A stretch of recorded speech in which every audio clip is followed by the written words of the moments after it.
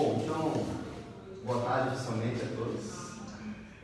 Eu sou o professor Luiz Henrique Quiriqueri, sou professor aqui do DLV, Departamento de Língua e Literatura Vernáculas, professor da área de latim, e literatura latina. Nossa área, nosso departamento, na verdade, como vocês já sabem, ele declarou apoio à paralisação estudantil e um apoio, na medida do possível, colaborativo, no sentido de oferecer também atividades que deem sentido a esse momento. E a nossa área de latim, particularmente, organizou 3 eventos, que são, respectivamente, a leitura da sátira Apocalocintose de Sêneca, que aconteceu ontem no Varandão. Este coloca com o professor Antônio Lopes Fonseca, de Madrid. E um outro colóquio que vai acontecer, uma mesa redonda, na terça-feira que vem, às 4 horas, na Sala Assis, com a professora Erendira Teres Neto, do México, e os professores Pedro, meu colega de área de latim, a professora Leandra também, de Oliveira, do espanhol. Bom, então, vocês já sabem o título do nosso colóquio, a ideia básica é debater a crise das humanidades. E eu vou brevemente apresentar o professor Antônio. O professor Antônio, ele é catedrático de Filologia Latina no Departamento de Filologia Clássica da Universidade Complutense de Madrid e desenvolve suas atividades investigativas nas seguintes linhas: literatura dramática latina, transmissão, conservação e difusão do legado clássico, medievo hispânico, dos séculos XIII ao século XV, crítica textual e edição de textos, tradução, teoria e prática e linguística latina. Bom, antes de passar a palavra para o professor Fonseca, eu gostaria de ler brevemente aqui o trecho de um livro que pode ajudar a contextualizar um pouquinho nesse momento. O livro se chama Sem Fins Lucrativos: Por que a Democracia Precisa das Humanidades? Um livro de uma filósofa americana chamada Martha Nussbaum, uma filósofa que trabalha bastante com atividade clássica. E, bom, vou ler aqui o trecho do livro dela. A Crise Silenciosa. Esse livro, só para contextualizar, foi escrito em 2010, 2 anos depois que começou a última grande crise econômica mundial, em 2008. Estamos no meio de uma crise de proporções gigantescas e de enorme gravidade em nível mundial. Não me refiro à crise econômica global que começou em princípios do ano 2008. Ao menos nesse momento, todo mundo sabia o que se aproximava e vários líderes mundiais reagiram de imediato, desesperados por achar soluções. Com efeito, o resultado para seus governos seria árduo se não as encontrassem, e no fim das contas, muitos deles foram destruídos por causa da crise. Na realidade, me refiro a uma crise que passa praticamente despercebida como um câncer.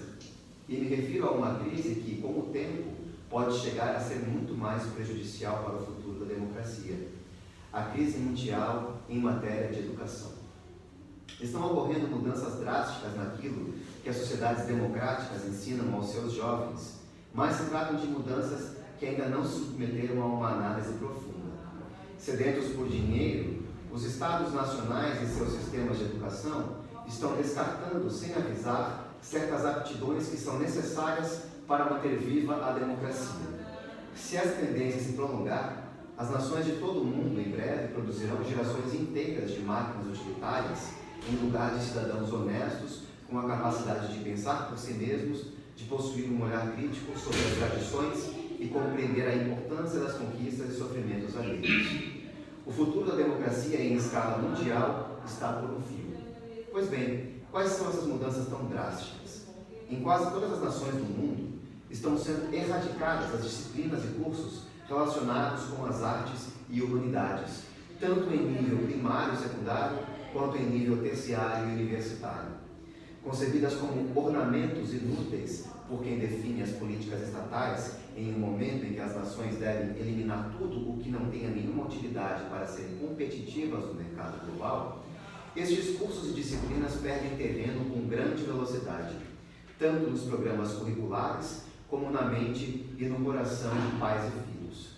Mais ainda, aquilo que poderíamos descrever como o aspecto humanístico das ciências, ou seja, o aspecto relacionado com a imaginação, a criatividade e a rigorosidade do pensamento crítico, também está perdendo terreno na medida em que os países optam por fomentar a rentabilidade a curto prazo mediante o cultivo de capacidades utilitárias e práticas aptas a gerar renda. A crise nos olha de frente, mas ainda não a enfrentamos. Continuamos como se tudo seguisse como sempre foi, quando na realidade resulta evidente em toda parte que já não se coloca o foco no mesmo lugar que antes. Em nenhum momento deliberamos acerca dessas mudanças, nem as escolhemos conscientemente, mas ainda assim, cada vez mais, limitam o nosso futuro.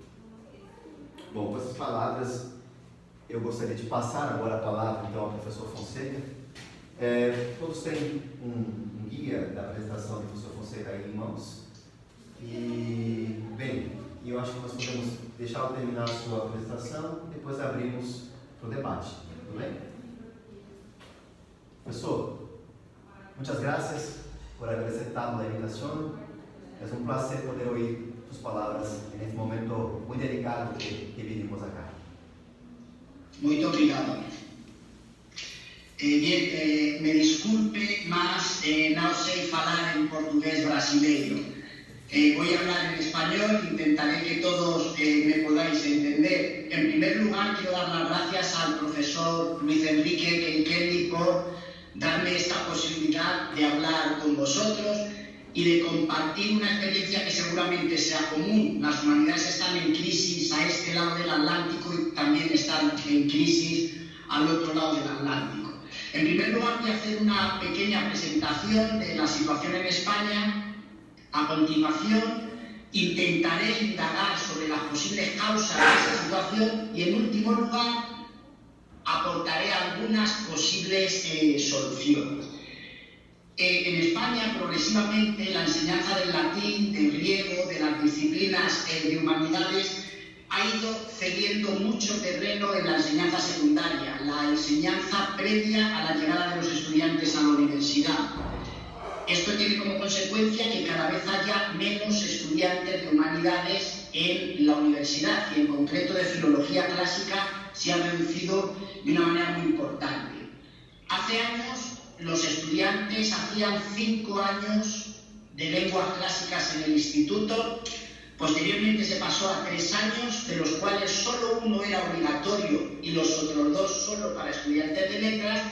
Y ahora no hay ningún año obligatorio de latín y solamente lo estudian los estudiantes que quieren hacer un itinerario de letras. ¿Qué ocurre? Que no todos los centros de enseñanza secundaria ofrecen este bachillerato, de manera que el número de estudiantes que se pueden acercar ha disminuido mucho. La principal consecuencia es esa: cada vez hay menos alumnos que llegan a la universidad a estudiar nuestras disciplinas. ¿Quién estudia filología clásica? Pues solamente una cantidad pequeña de los alumnos que han estudiado letras en la enseñanza secundaria. En mi universidad, que es la más grande de España, el número de profesores de latín y de griego ha pasado en 20 años de 80 a 40. Somos exactamente la mitad.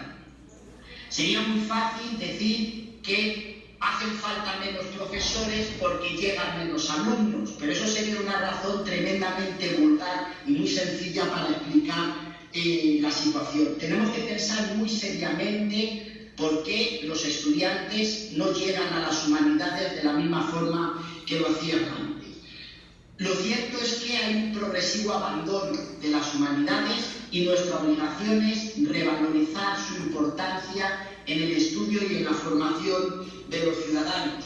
Hay que alentar a la sociedad sobre la obsesión tecnológica, este interés por lo que es útil, por la ciencia, por la técnica, que está arrinconando progresivamente a las humanidades. La pregunta, ¿qué interés puede tener hoy estudiar humanidades? Si la formuláramos hace 500 años sería absurda. ¿Por qué? Porque hace 500 años el conocimiento por antonomasia eran las humanidades. En cambio, hoy parece necesario hacerse esta pregunta que debería tener una respuesta muy sencilla. Vamos a preguntarnos por las causas. parece que se ha producido una pérdida de prestigio tanto de nuestros estudios como de quienes nos dedicamos a estos estudios. Entre otras razones, por una progresiva mercantilización de la universidad. Mercantilización que hace que se ponga el foco solo en los saberes útiles. Hoy las universidades, incluidas las públicas, se entienden como empresas.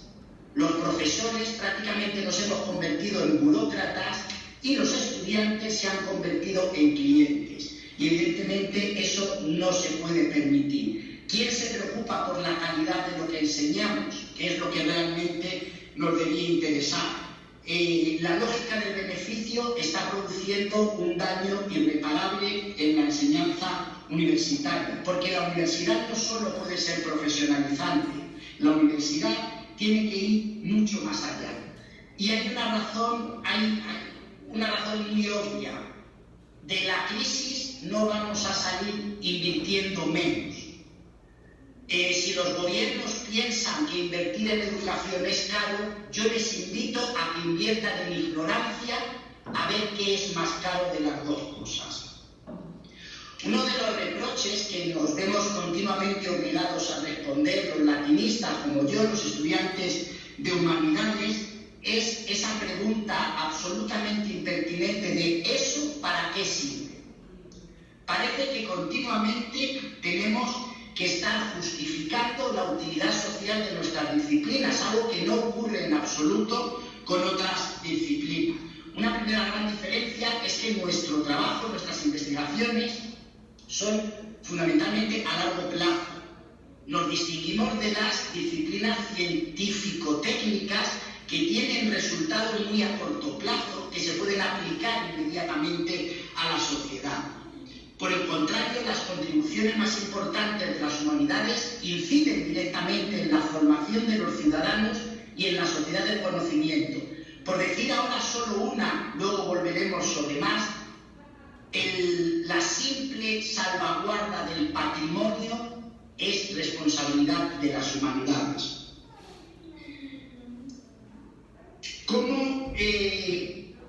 ¿Por qué los estudiantes no alcanzan a ver las humanidades?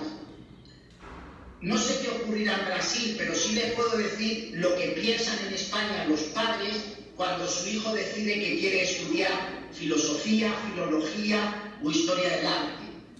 Parece que ha llegado una enfermedad a sus casas, algo gravísimo, porque su hijo va a malgastar el tiempo estudiando una carrera de humanidades. ¿Por qué? Porque se ha extendido la idea de que las humanidades son estudios para tontos.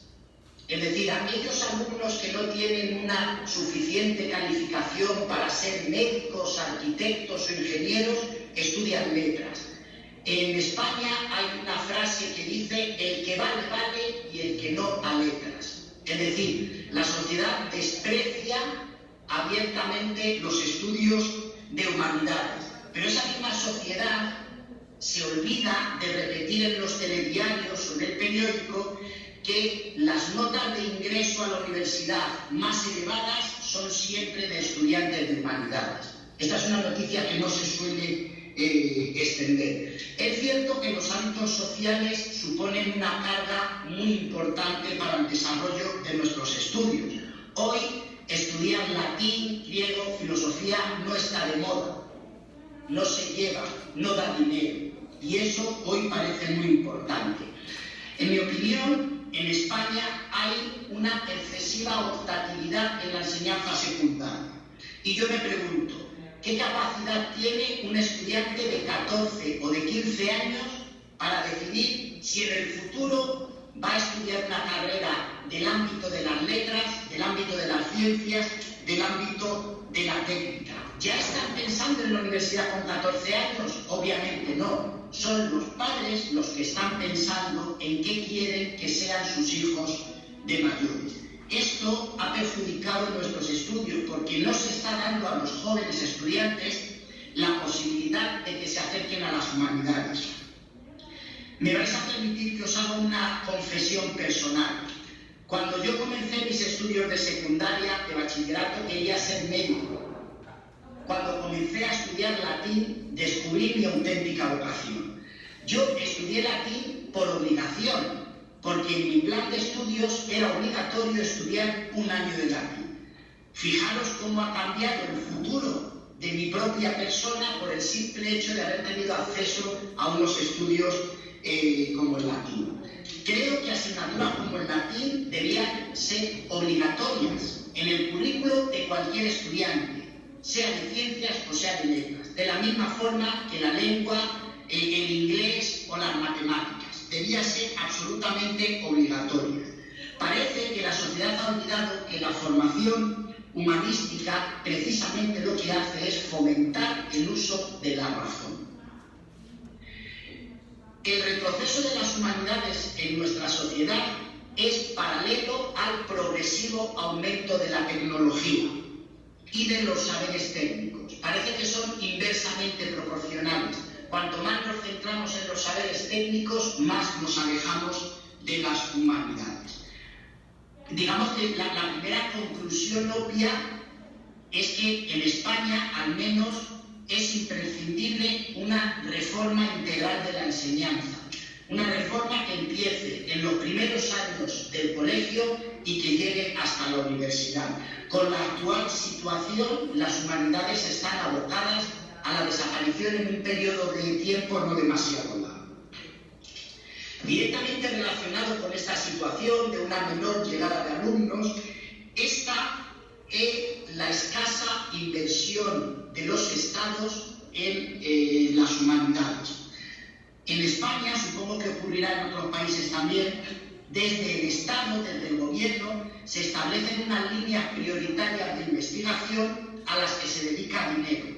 Evidentemente, entre las líneas prioritarias de investigación no se encuentran las humanidades. Esto es un primer inconveniente. De manera paralela, las plantillas del profesorado han ido reduciéndose. La primera razón que nos han dado ha sido la crisis. España está inmersa en una crisis importante desde el año 2008 que hizo que la oferta de empleo público quedase paralizada. Durante mucho tiempo no ha habido ingreso de nuevos profesores. Pero no es menos cierto que la crisis no ha afectado de la misma manera al profesorado de humanidades que al profesorado de disciplinas científicas y tecnológicas. Es decir, hemos perdido un capital humano que posiblemente sea irreemplazable. Pensemos en la siguiente consecuencia: el profesorado está progresivamente envejeciendo. Tenemos un profesorado más mayor, en unas condiciones laborales peores, con una ilusión que progresivamente se va apagando. Es decir, le falta el entusiasmo necesario para luchar contra esta situación y que la podamos revertir. Pero hemos de ser conscientes de que si damos muestras de flaqueza, los gobiernos simplemente esperarán a que desaparezcamos, sin hacer nada más. Pero no solo tenemos que echar la culpa a los demás, yo creo que nosotros tenemos también parte de responsabilidad. Creo que buena parte de las disciplinas de humanidades, desde luego las lenguas clásicas sin ninguna duda, han pecado de cierto ensimismamiento. En España decimos mirarnos el ombligo, es decir, estar encerrados en nuestros estudios, en una especie de torre de marfil, sin preocuparnos de lo que pasa más allá. Nos hemos centrado exclusivamente en nosotros. ¿Qué ha provocado esta situación? Que la sociedad se haya alejado definitivamente de nosotros y de nuestros estudios. Es decir, no hemos sabido comunicar a la sociedad aquello que estamos haciendo, en qué estamos investigando, cuáles son los resultados, de qué manera eso es bueno para la ciudadanía. Creo que esto es algo muy importante y que tenemos que pensar muy detenidamente en ello porque hay que tomar medidas al respecto.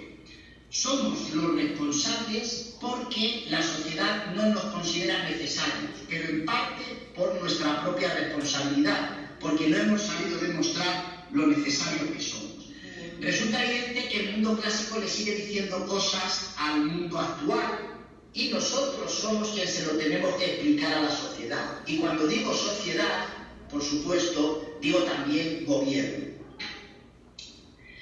Un último elemento, en mi opinión, ha perjudicado también la situación de las humanidades. Yo me pregunto, ¿dónde están los intelectuales comprometidos? Es decir, creo que nos falta la implicación real y el apoyo de esta clase que ha convenido en llamarse intelectuales. Tengo la sensación de que hoy hay más intelectuales complacientes con el poder que intelectuales comprometidos con la sociedad. Un intelectual, evidentemente, es alguien que se dedica al ejercicio de la inteligencia, en lo que puede ser una actividad pasiva.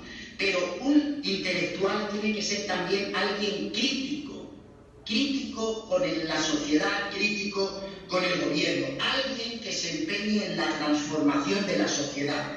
Y los intelectuales siempre han sido especialmente importantes en épocas de revolución y en épocas de crisis, en un sentido etimológico, en épocas de cambio.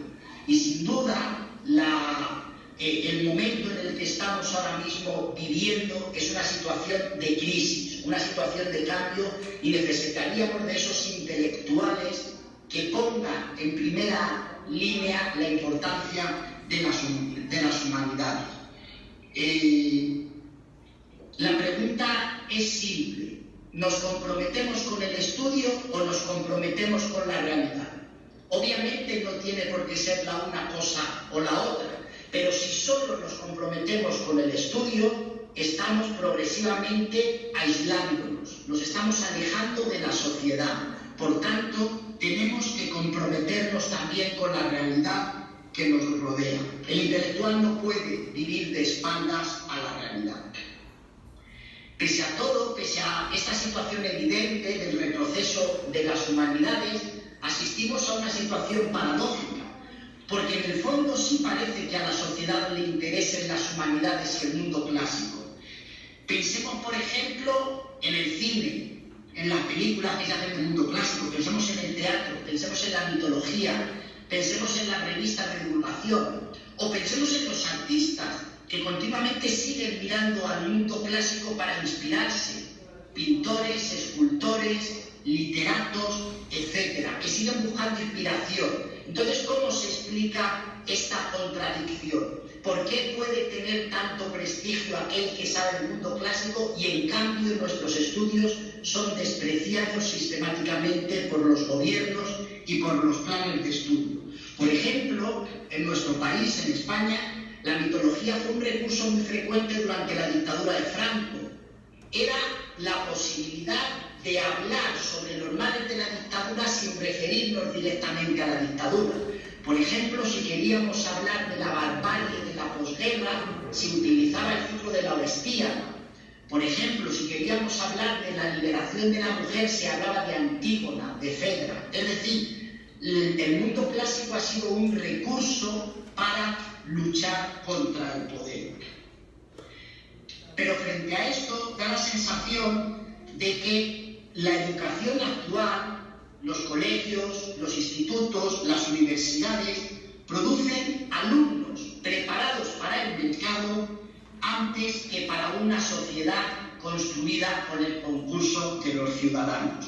Creo que esto es muy importante y es contra lo que tenemos que luchar. A partir de este punto vamos a intentar hablar de soluciones. Creo que ha llegado el momento de dejar de lamentarnos. No podemos seguir llorando continuamente, qué mal nos va, y hemos de ser proactivos. Tenemos que tomar la iniciativa. Hay que defender aquello en lo que creemos porque realmente pensamos que es fundamental para la formación del ciudadano y para la formación de ciudadanos libres. Si la sociedad no viene a la universidad tendrá que ir a la sociedad. Tenemos que salir del aula, tenemos que salir del campus universitario para llegar a la universidad. Tenemos que explicar por qué somos importantes y ello pasa por explicar qué hacemos, a qué nos dedicamos. Hay mucha gente que debe pensar que el gobierno malgasta su dinero pagando el sueldo de estos profesores que se dedican a estas cosas. Eso no se puede permitir. Tenemos que demostrar por qué somos necesarios. La formación del ciudadano, el desarrollo de un sentido crítico, el gusto por el arte son tan importantes para el desarrollo del ciudadano como la propia salud. Nadie pone en duda que se investigue sobre el Alzheimer o sobre el SIDA. ¿Por qué se pone en duda que se investigue sobre aquello que incide en lo que hace humano al ser humano? No tenemos que tener ningún complejo de inferioridad frente a las disciplinas científicas, en absoluto. Tenemos que incorporarnos al debate del presente, al debate político, al debate internacional, porque desde las humanidades podemos aportar mucho. Por ejemplo, tenemos que preguntarnos qué clase de futuro queremos para nuestra sociedad. Y una gran forma de pensar en el futuro es conocer el pasado. Es decir, el pasado nos ofrece de qué forma se ha vivido y tal vez encontremos alguna que pueda servirnos a nosotros para el futuro. Parece que la universidad ha olvidado cuáles son sus funciones. En España, por ley, la universidad tiene 3 obligaciones: la docencia, la investigación y la extensión a la sociedad. Nadie pone en duda la docencia, la formación del estudiante, la investigación, pero ¿qué ocurre con la extensión? ¿Por qué la universidad no intenta trasladar a la sociedad el fruto de lo que hace? Tenemos que superar esa idea de que a la universidad se viene a aprender una profesión. La universidad tiene que ser otra cosa, no solo es transmisión de datos, transmisión de técnicas, sino que en la universidad hay que promover la sabiduría y el sentido crítico como objetivo principal. Dentro del ámbito universitario tenemos que incidir en nuestra transversalidad, es decir, los estudios de humanidades no tienen por qué reducirse a las facultades, a los centros de humanidades. Un filólogo clásico no tiene por qué dar clase solo en filología clásica. Puede dar clase, por supuesto, en cualquier disciplina de humanidades, en filosofía, en historia del arte, en literatura comparada, en lingüística general, pero también debe tener una presencia en derecho, también debe tener una presencia en medicina. ¿Por qué? Porque la terminología científica procede fundamentalmente de las lenguas clásicas. Los profesores de humanidades, tenemos que luchar por una interdisciplinariedad, si me permitís la palabra, promiscua. Tenemos que mezclarnos con las demás disciplinas, porque sin duda de esta manera vamos a visibilizarnos y los científicos también van a saber lo que estamos haciendo. El estudio de las humanidades, el resultado de lo que nosotros hacemos, puede ser interesante para un espectro de público muy amplio. Esto nos abre una vía interesantísima, que es la de la divulgación. La alta divulgación, si queréis. Es decir, una divulgación seria, rigurosa, pero capaz de comunicar con el ciudadano. En términos generales, se piensa que lo que nosotros hacemos es aburrido, es antiguo, o lo que es peor, que hacemos cosas solo para especialistas, cuando eso no es verdad. Es algo en lo que tenemos que trabajar. Pongamos un ejemplo. ¿Por qué el público general interesado en la lectura no lee literatura clásica? Al menos en España tiene una respuesta muy sencilla. Las traducciones de la literatura clásica se hacen en ediciones que llevan un aparato erudito muy amplio, una introducción muy amplia, muy rigurosa, muy seria, con mucha bibliografía, una traducción acompañada de innumerables notas. ¿Esto qué ocasiona en un lector que se acerca a ese libro? Lo asusta. Es decir, un lector medio ve aquello y piensa que ese libro es solo para especialistas. Entonces, estamos impidiendo que la sociedad conozca una literatura maravillosa que podría ser perfectamente la puerta de entrada al interés por las humanidades. Hay que recordar que la literatura clásica es una literatura para ser leída, no solo una literatura para ser estudiada. Cualquier ciudadano tiene que poder leer una obra clásica con el mismo interés con que lee otra cosa. Esta literatura tiene vitalidad, nos habla de lo que nos está pasando hoy. Fijaros, los autores clásicos tuvieron la virtualidad de imaginar todos los mundos posibles. Ellos ya han hablado de todo, absolutamente de todo. Cualquier tema del que queramos tratar tiene ecos en la literatura clásica. Cualquier concepto en el que penséis, la democracia, la libertad, el amor, el odio, el miedo, la represión, ya los clásicos nos han hablado. Y nos han hablado de una forma tremendamente clara que nos puede ayudar. Por esa razón, cada vez que se pone en el teatro una obra clásica, la gente va en masa a verla, porque produce realmente asombro el que hace más de 2000 años estuvieran hablando de lo que nos está pasando hoy a nosotros. Pensad por un momento, ¿cómo un lector contemporáneo no va a emocionarse cuando lea lo que siente Dido al ser abandonada por Eneas?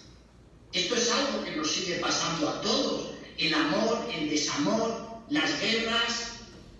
¿Cómo hoy no se va a entender lo que le ocurre a Hécuba, por ejemplo, lo que le ocurre a las mujeres que perdieron la guerra de Troya?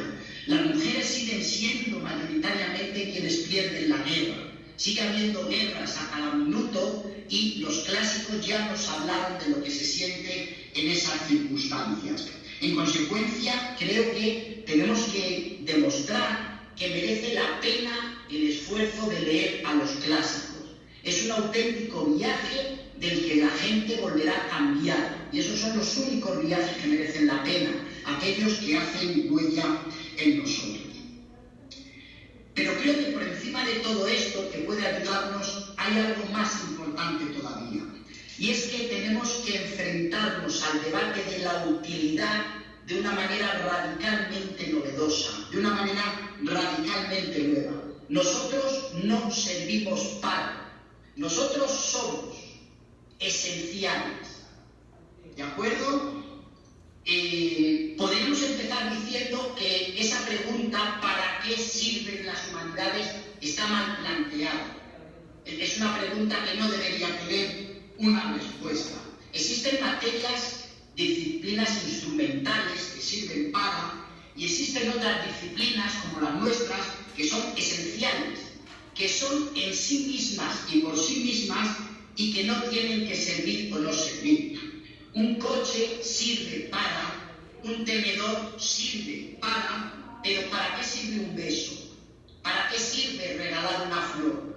¿Para qué sirve un poema? Es decir, en la universidad hay estudios que sirven para y hay otros cuya misión precisamente es dar sentido a todos aquellos que ejercen una profesión instrumental. Ese es nuestro papel. Pero vamos a jugar y vamos a pensar que la pregunta está bien planteada, que tenemos que darle una respuesta. Vamos a pensar que podemos dar muchas razones. Partamos incluso del hecho de que no vamos a ser capaces de que entiendan que el latín no es una lengua muerta, que el latín es lo que estamos hablando ahora mismo nosotros, el portugués que habléis vosotros, el italiano, el francés, el catalán. El latín no ha muerto nunca. El latín siempre ha estado vivo, pero se ha ido metamorfoseando, cambiándose en diferentes lenguas en los distintos territorios en los que estaba implantado. Pensad que con el griego no ha habido este problema.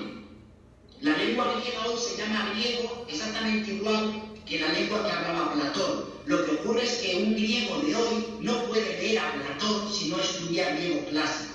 Bien, ellos han sido siempre la misma nación, pero el Imperio Romano era mucho más grande y al fragmentarse, cada territorio dio un nombre a su propia lengua. Vamos a dar por hecho que no van a ser capaces de entender que el latín no es tan muerto. Bien, pues vamos al menos a pensar que van a ser capaces de escucharnos y de entender algunas razones objetivas. Por ejemplo, ¿para qué sirven las humanidades? Para estructurar el pensamiento. Creo que esto podrán entenderlo. Sirven para dotar a la persona de una visión global frente a los estudios técnicos. Sirven para despertar el interés humanístico.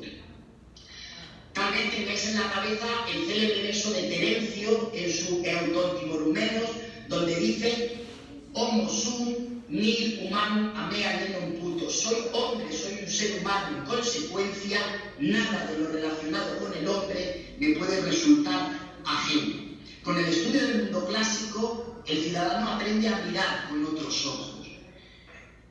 Las humanidades ayudan a establecer jerarquías de valores. ¿Por qué? Porque nosotros no nos enfrentamos como un físico o un naturaleza a objetos concretos. Nosotros trabajamos con pensamientos. Sirven para desarrollar el juicio crítico. Sirven para interpretar el presente. La literatura, el arte, el derecho, el concepto de Estado son herederos del mundo clásico. Sirve para usar con más propiedad la lengua que hablamos. Es absolutamente incomprensible que en Alemania o en Finlandia se estudie mucho más latín que en España.